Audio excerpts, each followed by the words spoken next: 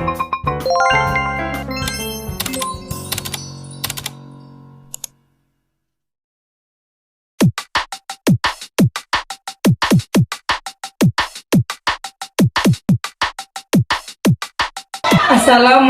warahmatullahi wabarakatuh. Perkenalkan, nama saya Tricahyati. Saya adalah CGP Angkatan 6 dari Kabupaten Batanghari, Provinsi Jambi. Di sini saya akan mewawancarai dua kepala sekolah di lingkungan sekitar tempat tugas saya mengajar berkaitan dengan pengambilan keputusan secara dilema etika ataupun rujukan moral. Selamat menyaksikan. Assalamualaikum, Pak. Waalaikumsalam. Ada waktu sebentar Pak untuk kita ngobrol? Insyaallah ada. Baik, begini Pak. Perkenalkan, saya Tricahyati, saya Angkatan 6.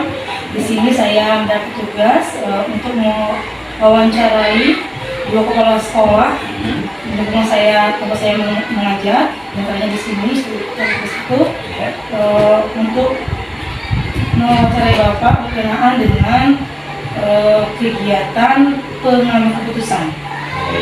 Baik Pak, sebelumnya mohon berkenan Bapak untuk memperkenalkan diri terlebih dahulu. Baik, saya bukan kepala sekolah di SD 131 yang baru Suryadi, bulan 3 tahun yang lalu, tepatnya tanggal 30 bulan Juli tahun 2019 dengan jadi kepala sekolah. Oke, baik, terima kasih Pak atas sesi perkenalannya. Ya. Berikutnya ada beberapa hal yang saya tanyakan Pak ya.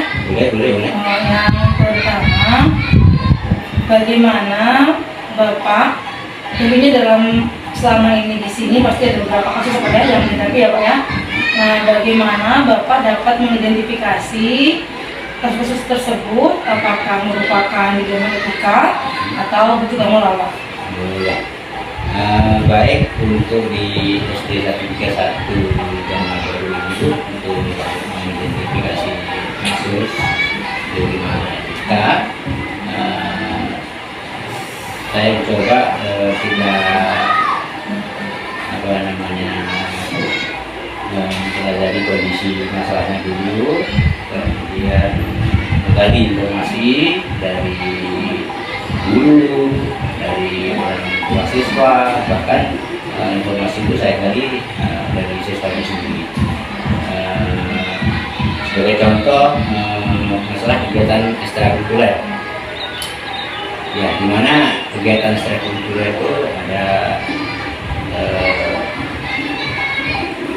banyak masalah ya, karena ada siswa itu yang beralasan bahwa ketika ekstrakurikuler dilaksanakan di sore hari atau di luar jam belajar, mereka beralasan mau berangkat madrasah.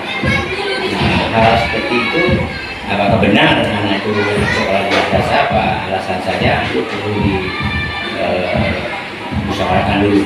Kita cari dulu, kita tanyakan ke orang tuanya benar atau enggak. Baik, yang kedua Pak, Ya. Bagaimana Bapak dalam menjalankan keputusan di sekolah Bapak ini, terutama kasus di mana ada dua keputusan yang sama, Ya. apakah itu sama benar atau sama mengandung nilai kebajikan? Oh ya, sesuai dengan apa yang utarakan tadi, untuk pengambilan keputusan yang saya lakukan pertama adalah mengumpulkan fakta-fakta yang relevan dulu. Kita mengumpulkan fakta-faktanya, kemudian kita identifikasi. Identifikasi itu terutama guru juga ikut mengidentifikasi, dan maksud saya identifikasi dilakukan oleh guru, kemudian oleh orang tua juga dan siswa. Baru nanti setelah kita identifikasi, kita musyawarahkan, kita tanya sama orang tuanya sesuai dengan saya sampaikan tadi, apakah benar-benar anak itu setelah pulang sekolah benar-benar berangkat ke madrasah atau hanya alasan saja gitu. Baik Pak, berarti tadi Bapak sudah disebutkan Pak ya, Iya. mengungkap fakta yang ada, Iya. dengan meyakinkan bahwasanya anak itu apakah benar mengikuti kah atau ikut anak madrasah gitu ya. Oke, berikutnya Pak, Iya. hal-hal apa saja yang selama ini Bapak anggap paling efektif dalam pengambilan keputusan pada kasus kelima kita ini? Hal yang sangat efektif menurut saya dan sering dari masalah di sekolah itu musyawarah. Kami selalu tidak hanya mengambil keputusan secara sepihak, tapi kita berdasarkan musyawarah itu. Musyawarah Pak? Iya. Yang melibatkan semua. Iya, melibatkan semua unsur, termasuklah komite kita undang, terutama yang bersangkutan, wali murid dan siswa. Baik, berikutnya Pak ya. Ya. Hal-hal apa saja yang selama ini merupakan tantangan Bapak Ya. dalam pengambilan keputusan? Ya, tantangan dalam mengambil keputusan itu pasti ada ya, walaupun kita mengambil keputusannya itu sudah berdasarkan musyawarah, tetapi kadang-kadang dalam musyawarah itu karena ada beberapa peserta yang harus kita kumpulkan untuk bermusyawarah, kemungkinan besar yang menjadi tantangan itu adalah mereka yang kurang puas dengan hasil keputusan. Sementara keputusan itu sudah saya sampaikan tidak sepihak, tapi diambil dari suara yang terbanyak. Tapi namanya manusia sudah biasa lah, ada yang kurang pas dan sebagainya. Berikutnya Pak, apakah Bapak memiliki sebuah kata-kala atau jadwal tertentu Pak dalam menyelesaikan kasus dilematika ini? Oh ya, tata kala dan jadwal itu pasti kita adakan ya, kita buat jadwalnya ya. Jadi nggak kecuali kalau memang itu masalah atau kasusnya itu urgent, itu baru nanti kita ambil keputusan. Itu pun kami tidak serta-merta kami sebagai kepala sekolah yang memutuskan tetap berdasarkan musyawarah, cuman musyawarah dengan dua dulu. Tetapi kalau yang sifatnya masih bisa ditunda dan dibuat jadwal, itu nanti kita jadwalkan melalui semacam kita buat undangan bahwa kita mau mengadakan musyawarah, kita undang komitenya, kita undang wali muridnya, termasuklah perwakilan dari murid. Itu kita undang dulu, baru kita mengadakan musyawarah. Baik, berarti sudah ada judulnya Pak ya? Iya. Menjadi kali yang sifatnya urgent. Kemudian untuk tempatnya mungkin di sekolah Pak ya? Iya. Sekolah. Kemudian tadi bentuk atau prosedurnya tadi ada judulnya, ada undangannya, ya Pak. Iya. Dan hasilnya juga nanti akan disampaikan kembali ya. Berikutnya Pak ya? Iya. Adakah seseorang atau faktor-faktor apa saja yang selama ini mempermudah atau membantu Bapak dalam pengambilan keputusan ini Pak? Untuk pengambilan keputusan memang karena dalam musyawarah kita melibatkan komite dewan dulu, jadi faktor yang sangat ikut mendukung dalam pengambilan keputusan ini, terutama komite, kemudian ada beberapa masyarakat termasuk RT, Pak Kadisnya di lingkungan sekolah sini kami undang. Bahkan kalau memang benar-benar harus kita butuhkan, kepala desa pun kita libatkan. Kemudian nanti dari murid itu sendiri, murid juga kita libatkan. Kemudian dari guru itu ada beberapa guru senior juga kita libatkan dalam pengambilan keputusan. Sebelum saya masuk ke yang terakhir nih Pak, Ya. Dari yang tadi kita bahas tadi, tentunya ada beberapa paradigma yang Bapak ambil dalam ini. Di sini mengambil pada paradigma apa nih Pak? Paradigma benar lawan benar atau keadilan lawan. Saya mengambil dari yang benar lawan benar, karena pada prinsipnya apa yang saya sampaikan tadi, bahwa dari kegiatan ekstrakurikuler itu sekolah sangat juga membutuhkan. Kemudian di sisi lain peserta didik yang ingin terutama orang tuanya juga kadang-kadang menginginkan untuk di sore hari kegiatan di madrasah. Jadi saya anggap untuk paradigmanya ini benar-benar.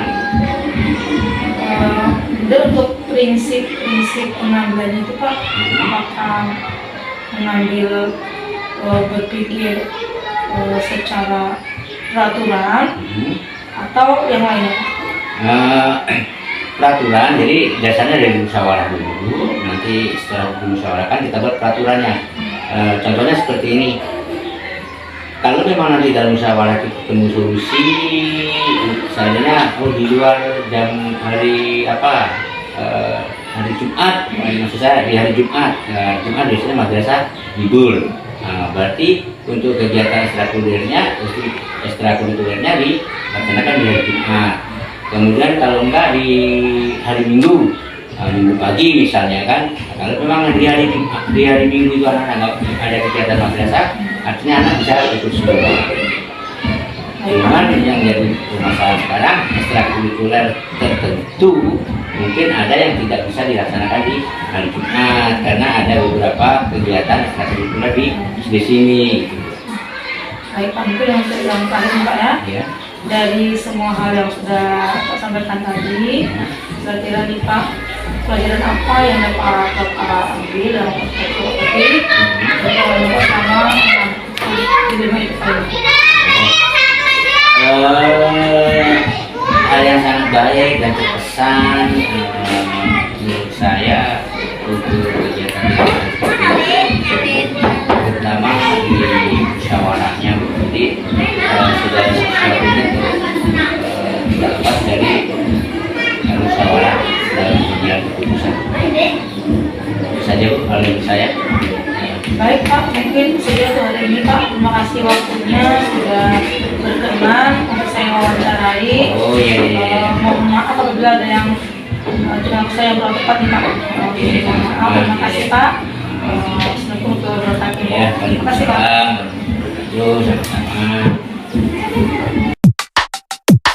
Assalamualaikum Pak. Waalaikumsalam warahmatullahi wabarakatuh. Maaf mengganggu waktunya.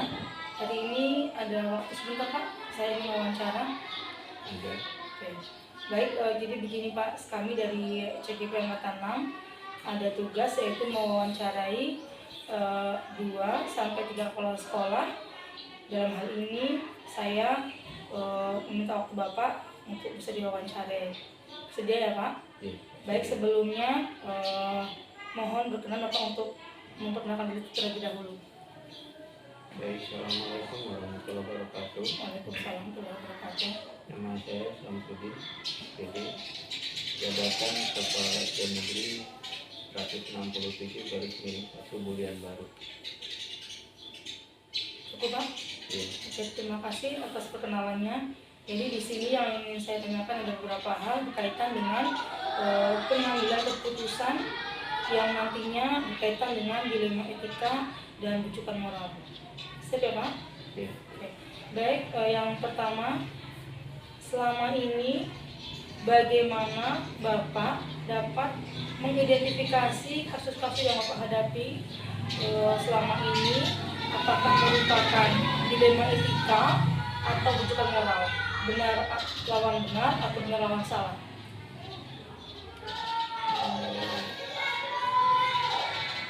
Keputusan. Iya Pak. Kasusnya dulu Pak, mengidentifikasi kasus. Banyak sebenarnya kasus yang ada pada sekolah kita, baik itu kasus mengenai guru maupun siswa. Mungkin pada hari ini yang lebih dominan dan kita bahas adalah kasus mengenai guru, yaitu kasusnya mengenai seringnya guru tersebut tidak memenuhi kewajiban dalam bentuk jarang hadir atau jarang masuk ke sekolah. Itu permasalahan yang ada atau kasus yang ada, yang salah satunya adalah itu. Baik, yang kedua Pak, selama ini bagaimana Bapak menjalankan pengambil keputusan di sekolah Bapak, terutama untuk kasus yang dimana ada dua kepentingan yang sama-sama benar atau sama-sama mengandung dari kebajikan, Pak. Dalam pengambilan keputusan atau kebijakan yang berkaitan dengan kepentingan, dimana kita tahu bahwa setiap guru, terutama yang saya contohkan tadi, guru yang jarang hadir itu memang secara personal dan secara ekonomi memang mereka itu belum tercukupi dari adanya insentif yang diberikan oleh pemerintah terhadap dia, sementara kebutuhan dia tunggu masa sudah berkeluarga itu kan sangat besar. Nah, jadi upaya yang kita lakukan adalah yang pertama memanggil beliau, kendalanya itu apa sehingga beliau itu jarang masuk. Nah, setelah kita mengambil kesimpulan dari adanya dialog terhadap mereka, salah satu dan langkah pertama yang kita ambil adalah memberikan ruang kepada mereka untuk mengurangi hari kehadiran, di mana hari tertentu mereka digunakan untuk menambah penghasilan untuk mencukupi kebutuhannya. Langkah yang kedua, setelah kita berikan toleransi mengenai mengurangi hari kehadiran dan ternyata juga tidak ada perubahan, maka kita berikan sanksi berupa teguran,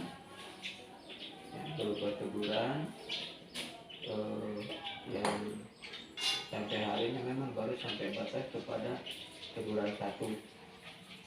Nanti kita sambil melihat apakah dengan teguran 1 itu mereka mengalami perubahan atau tidak. Baik, berikutnya Pak. Tadi langkah sudah Pak ya, tadi ya, langkah itu sudah ya. Yang keempat Pak ya, hal-hal apa saja yang selama ini Bapak sudah anggap efektif dalam pengambilan keputusan ini pada kasus dilema etika nih Pak?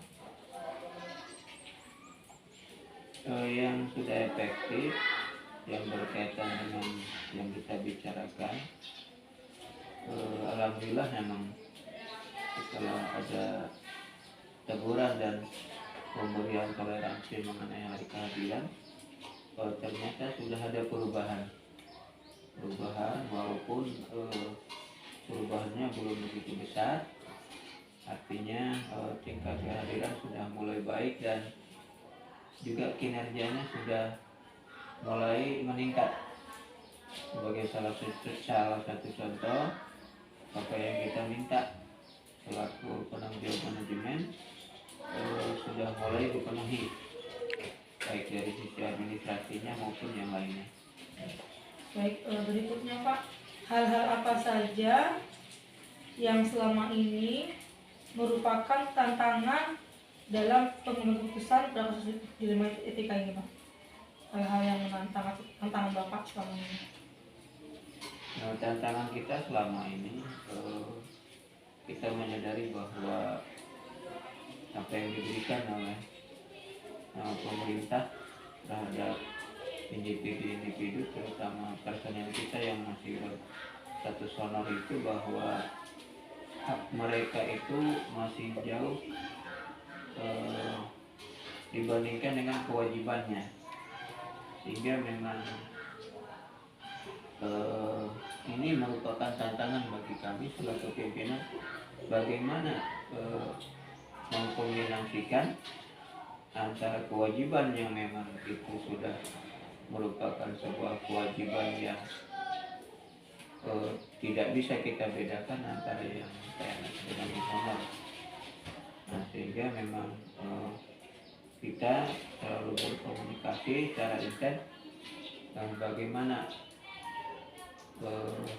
agar mereka itu selalu termotivasi dan tersupport bahwa di samping hak mereka yang masih sangat kecil, juga ada kewajiban yang sangat besar, yang kewajiban itu tidak bisa dibedakan antara guru PNS dengan guru honor. Nah, Baik, berikutnya Pak, apakah Bapak memiliki sebuah tata kala atau jadwal tertentu dalam sebuah penyelesaian kasus dilema etika ini? Apakah Bapak sudah memiliki jadwal untuk menyelesaikannya, baik bentuk maupun prosedur yang telah dilakukan?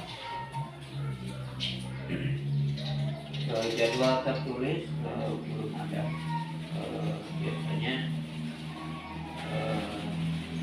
penyelesaian ini atau dialog ini terhadap mereka-mereka yang selama ini melakukan kesalahan, itu biasanya kita jadwalkan secara insidensial. Misalnya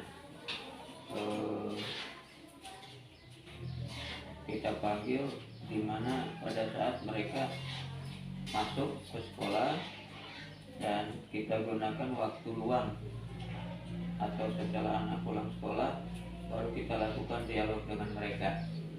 Jadi jadwal secara tertulis tidak ada, tapi kita lakukan sesuai dengan kebutuhan dan waktu yang tersedia. Baik, berikutnya, adakah seseorang atau faktor-faktor apa yang selama ini mempermudah atau membantu Bapak dalam pengambilan keputusan dalam kasus dilema etika ini?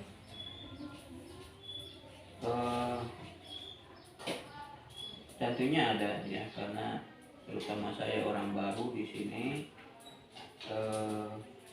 di dalam proses menggali sebuah permasalahan dan mengambil keputusan dari permasalahan yang ada, itu biasanya saya bertanya kepada kawan-kawan guru yang sudah lama di sini, baik itu guru maupun staf-staf lainnya, sehingga saya di dalam mengambil keputusan itu memang didasarkan atas fakta-fakta dan dasar-dasar yang kuat, karena pengambilan keputusan ini juga harus memiliki pertimbangan yang didasarkan atas latar belakang guru yang bersangkutan. Mengapa mereka itu melakukan hal-hal yang sebenarnya dalam peraturan sekolah itu tidak boleh dilakukan. Berarti itu berbasis peraturan Pak ya? Iya, Sebenarnya seperti itu ya? berbasis peraturan dan juga tentunya dikaitkan dengan etika moral. Karena kita sadari bahwa kebutuhan ekonomi juga tidak cukup dengan menerapkan aturan, tetapi juga pertimbangan moral juga perlu kita pikirkan. Baik, mungkin yang terakhir Pak, dari semua hal yang telah Bapak sampaikan tadi, pembelajaran apa yang dapat Bapak petik dari pengalaman Bapak tadi dalam mengambil sebuah keputusan yang berkaitan dengan dilema etika Pak?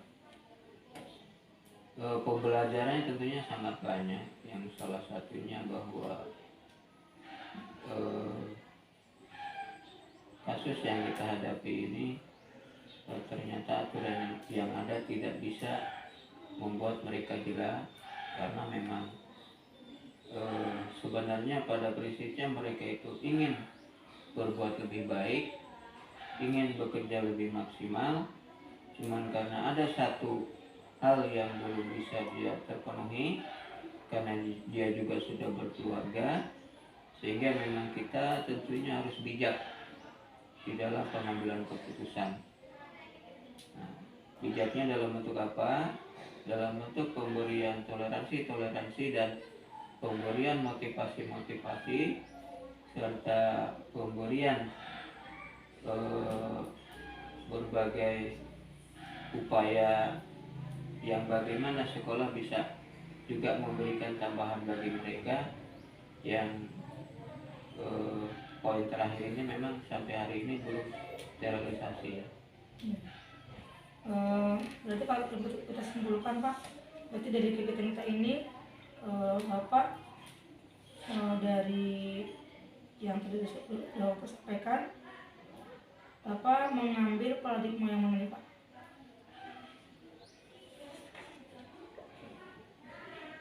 Ini Mas. Baik Pak, mungkin ini yang terakhir ini saya tanyakan. Dari yang tadi Bapak sampaikan, ada beberapa hal pelajaran yang Bapak ambil. Yang ini saya kuatkan lagi Pak di sini. Menurut Bapak, 4 paradigma apa saja yang Bapak ambil, 3 prinsip pengambilan keputusan yang Bapak tentukan di sini apa nanti ya Pak. Kemudian langkah-langkahnya bagaimana Pak? Nah, silakan Pak. 4 prinsip paradigma dilema etika itu dari 4 yang saya ambil ke poin kedua, itu rasa keadilan lawan rasa kasihan. Jadi pinginnya sih adil, cuma kadang-kadang kasih juga Pak ya sama gurunya ya Pak. Jadi pinginnya adil, menjalankan kewajiban sesuai dengan aturan yang ada, tapi karena memang ada beberapa situasi dan kondisi yang menyebabkan kita tidak bisa menerapkan aturan secara full atau secara penuh terhadap salah satu perusahaan kita ini. Baik. Berikutnya prinsipnya Pak yang diambil. Prinsip yang diambil, prinsip yang kita ambil adalah Berpikir berbasis peraturan. sebenarnya ingin sekali ya Pak ya menerapkan peraturan itu ya Pak ya. Ya, pada prinsipnya aturan itu memang wajib ditegakkan. Kami tetap berprinsip bahwa kebijakan yang kita lakukan tentunya tidak melanggar aturan. Salah satunya misalnya jumlah jam mengajarnya, ya jumlah jam mengajarnya itu kan sudah ditentukan. Artinya pada saat mengurangi hari kehadiran tidak mengurangi jam mengajarnya seperti itu. Langkah-langkah yang Bapak ambil dalam pengambilan keputusan ini Pak? Langkah-langkah yang pertama tentunya mengenali nilai-nilai. Coba dikat dulu. Baik, konsep pengambilan dan pengujian keputusan. Yang pertama mengenai nilai-nilai yang saling bertentangan, bahwa dalam pengambilan keputusan tentunya kita juga selalu mempertimbangkan dari berbagai aspek yang tentunya kadang juga bertentangan antara aspek moral dengan aspek sosial. Sebagai salah satu contoh kasus yang kita bicarakan, bahwa secara sosial itu mungkin kebijakan kita itu sangat positif bagi yang bersangkutan, tetapi secara moral juga sangat berdampak kepada efektivitas pembelajaran. Karena memang seyogianya pada saat mereka mengambil keputusan untuk menjadi seorang pendidik, maka ini sudah menjadi sebuah konsekuensi. Tetapi pada kenyataannya hal itu pada realisasinya tidak bisa kita pisahkan. Artinya pada saat aspek sosial itu kita berikan keleluasaan, dari sisi aspek moral tentunya juga akan memiliki dampak terhadap pekerjaan mereka. Yang kedua, dalam mana yang terlibat adalah guru, ya, guru yang kita bicarakan yaitu guru PJK, di mana sudah kita tahu bahwa permasalahannya adalah tingkat kehadiran yang sangat rendah. Kumpulan fakta yang relevan dengan situasi ini adalah bahwa eh, kita tahu bahwa guru yang bersangkutan eh, secara umum kendala mereka adalah tingkat kehadiran yang sangat rendah, sehingga memang mengganggu proses pembelajaran terhadap peserta didik kita. Dari sisi uji legalnya, di sini pelanggaran hukumnya saya kira belum ada, karena memang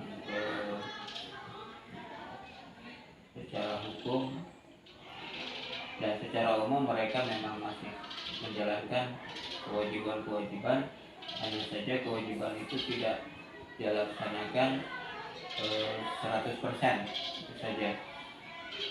Sudah itu uji regulasi atau standar profesional, kita menyadari bahwa guru yang bersangkutan memang belum bekerja secara sesuai regulasi dan belum bekerja secara profesional. Bukti dengan adanya kendala-kendala, hambatan-hambatan, dan juga tingkat kehadiran yang sangat rendah, dan dibuktikan dengan adanya surat teguran, walaupun itu baru baru teguran 1 ya. Untuk uji intuisinya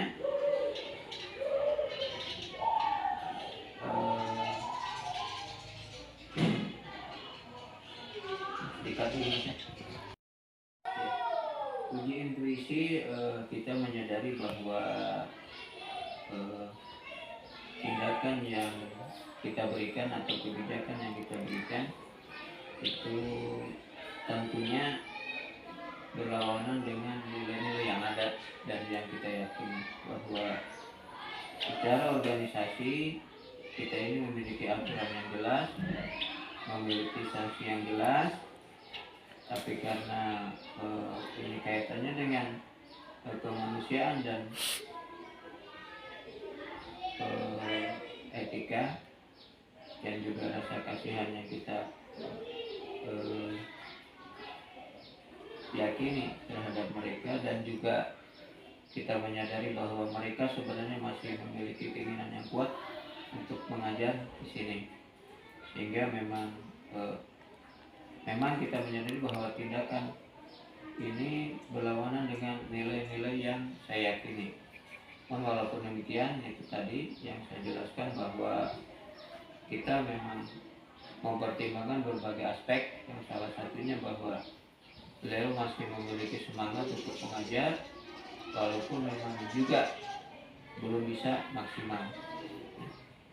Uji publikasi kasus tersebut tidak kita publikasikan. Kita menyadari bahwa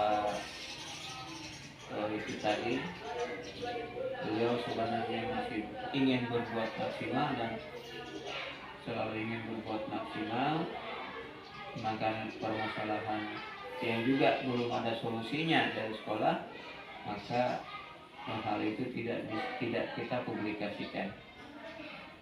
Uji panutan atau idola, tentunya kebijakan ini juga kita selalu melihat juga kebijakan kepala sekolah terdahulu saya, karena saya menyadari di sini saya masih baru dan sebenarnya kasus ini sudah berlangsung lama, sehingga juga tetap saya memperhatikan dan menganalisis kebijakan kepala sekolah terdahulu saya.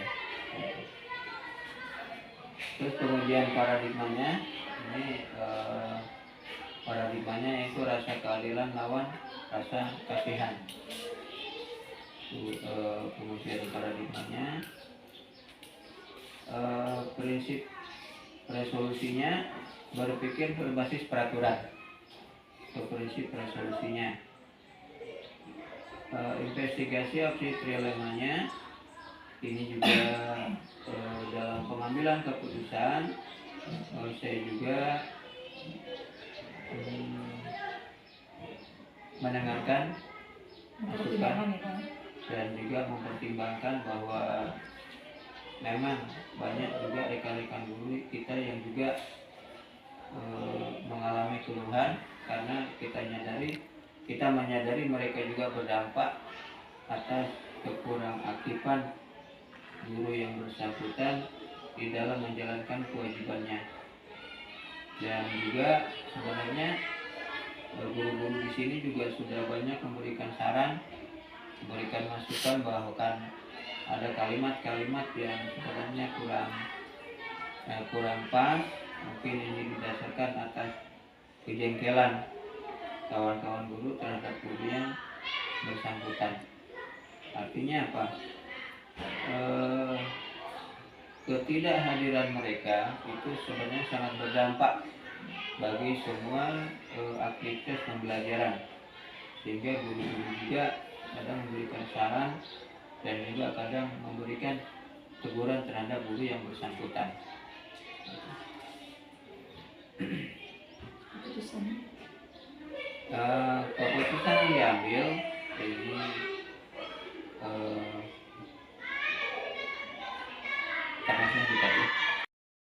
keputusan yang kita ambil selaku penanggung sekolah tetap guru yang bersangkutan itu diberikan kesempatan untuk mengajar, karena memang dari awal memang dia memiliki motivasi yang tinggi untuk mengajar, dan tidak kita berhentikan.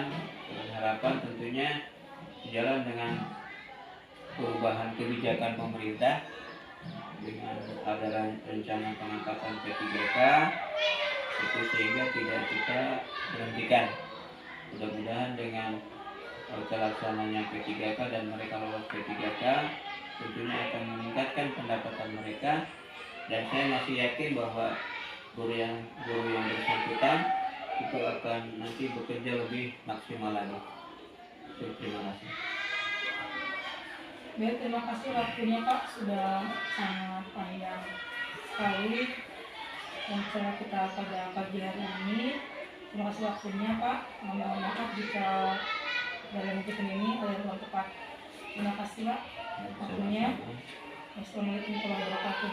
Waalaikumsalam warahmatullahi wabarakatuh.